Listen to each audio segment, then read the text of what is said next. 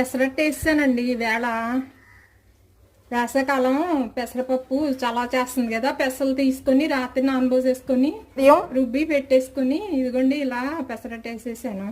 పైన చక్కగా ఉల్లిపాయలు, పచ్చిమిర్చి, కొంచెం జీలకర్ర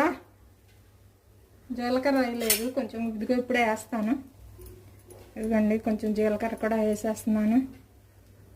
పచ్చిమిర్చి ముక్కలు, అల్లం ముక్కలు, క్యాప్సికమ్ ముక్కలు, క్యారెట్ తురుము, కొంచెం అక్కడక్కడ టమాటా ముక్కలు కూడా వేసానండి.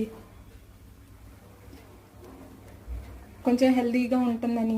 సద్దన్నాలు మానేశారు కదా, ఎన్నో రకాల టిఫిన్లు ప్లాన్ చేయాల్సి వస్తుంది. మిల్లెట్స్తో తినమంటున్నారు కదా అని మిల్లెట్స్తో వెరైటీస్ చేస్తుంటే రోజు మిల్లెట్స్ తినా అంటారు.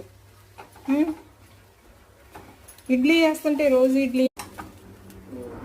పెసలు రాత్రి నానబోసుకోలేదు అనుకోండి, ఉదయం ఎత్తుక్కోవాల్సిందే.